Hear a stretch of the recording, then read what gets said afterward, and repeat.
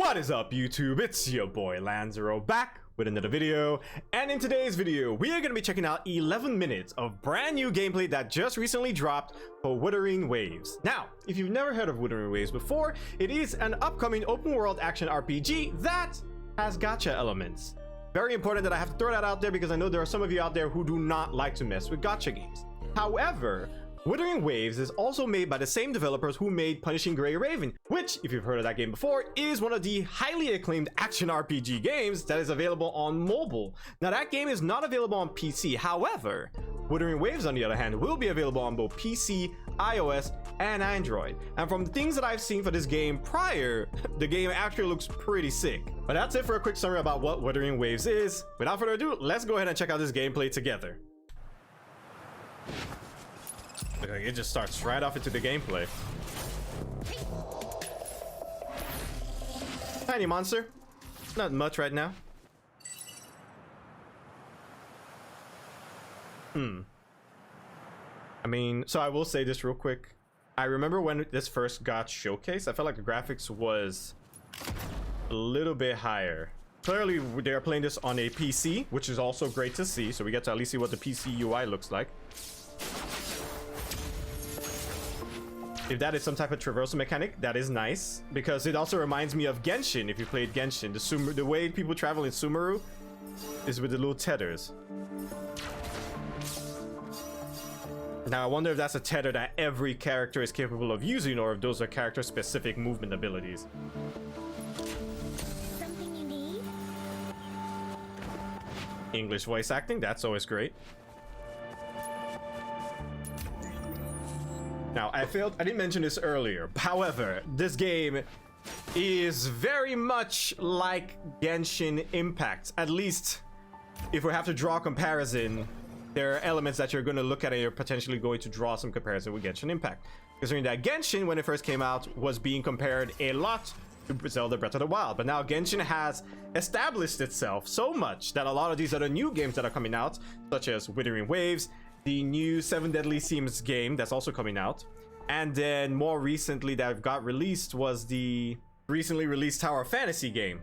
Now, all those games ended up drawing inspiration from Genshin due to the fact that Genshin is an open world action anime game with gacha elements, and Genshin was very successful. So now we're starting to see more games that are trying to implement that.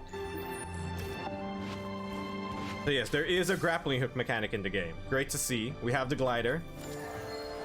At least with traversal, you have many different ways that you can traverse around the world. It's great to see. I love it when you have many different ways to get around the worlds.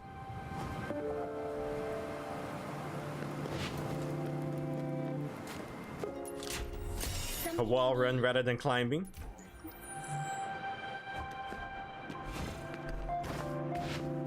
Was that like, did she just pick up a mission? Now you see she swapped characters. So same thing with Genshin. Genshin, you end up swapping full characters. Tower Fantasy, on the other hand, made it where you could choose not to swap your character, only the weapon. Which, honestly, I liked that feature.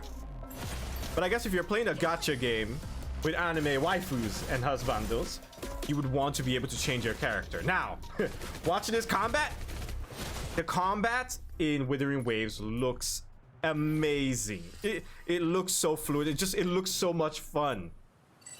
Because with Genshin, yes, Genshin has good combat, but 9 times out of 10, the movement isn't always like this. At least for a lot of characters. There's a high chance that it's probably going to be the exact same in this game, where there are a lot of characters who are not as nimble as that, not running all around the map and shit. But for now, what I see, I love.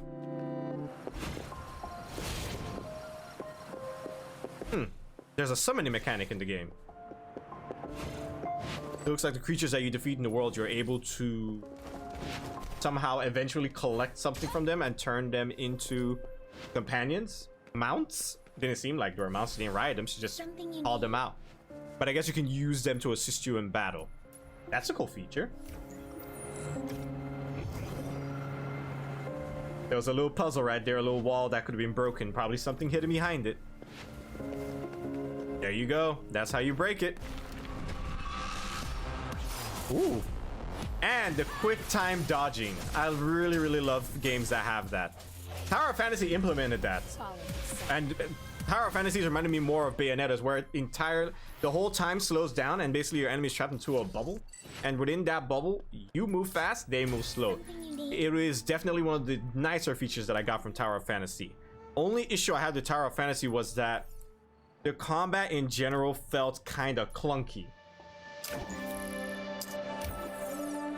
Now, it's possible that those things have been fixed now, but at least from when I played it, it felt very clunky. And here is a perfect situation of you actually utilizing, let's just call it the souls of your enemies. So there's some monster taming elements to this where you can actually transform into the monster and utilize your skill. That's unique and that's very interesting.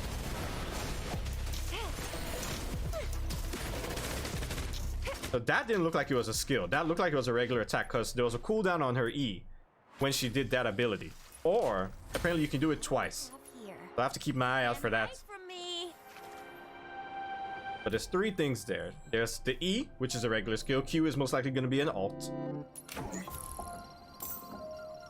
Little emotes. Reverberation. Oh, are these like notes that you can leave from like Elden? So Souls games have notes that you can leave for other people around the world. Looks like Wuthering Waves has a similar feature. That's interesting that they're doing that. So that means there is going to be an element of some type of cooperation. Now, there's something that I do hope for in Wuthering Waves, and that is that the actual co-op play, if Wuthering Waves has it, is actually good. To say the least, that when you are exploring the open world with your friends, you can actually do a lot of things together, not just be existing and not do anything. Because that is an issue that we have with Genshin, where in the open world, you're running around with your friends can't really interact with anything, they can't progress anything from their end. It is more so that they're just there to assist you with any little thing that they can. And all of this is regular, those were all regular combos. None of that was ability. Like, that looks good. He did do an ability at some point though. So that's her ability, that's her E. Even the big blast was part of the E. That's who is her E. Somebody did a Q. That's an alt. Till the right time.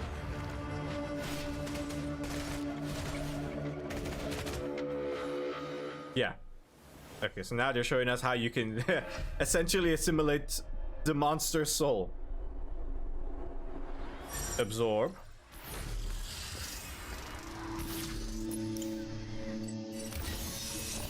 There is our stamina system right there. Got to see it first time.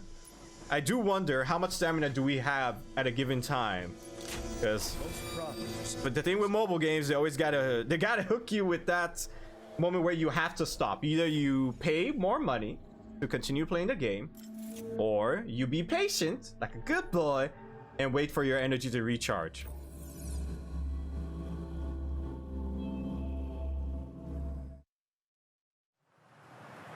I guess they TP'd.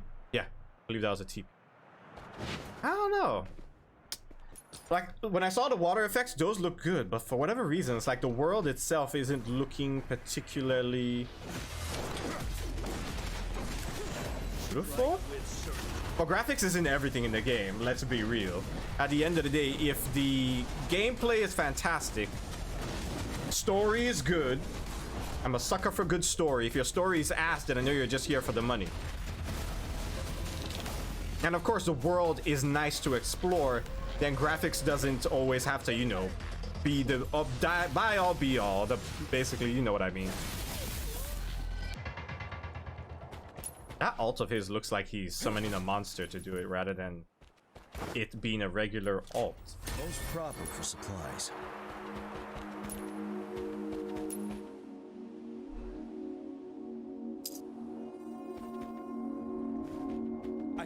I guess that's his actual ult, or is R their ult? Because R looks like something that has to charge up versus Q, where there's actually just a cooldown. The spots with that Q is what you use to summon the ability of a monster that you have basically synced to that character, and then R is their actual ulti. I'm assuming T is some type of either scanner or maneuverability skill, but I'm thinking it's more of a scanner based on the fact that it is a I.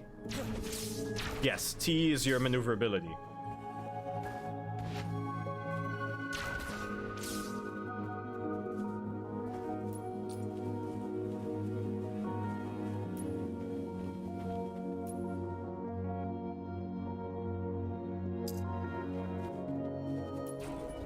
Balance and alternation.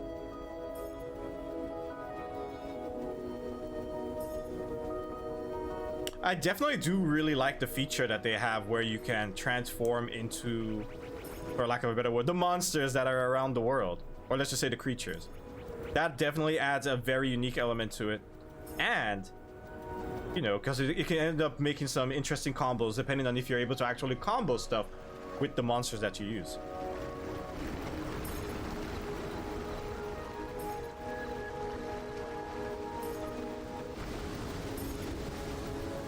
I wonder if you can swim in the game. I see that there's stuff under the water that almost looks like you could potentially pick it up. So maybe they're swimming. I was gonna say, how long is that going? Most proper for supplies.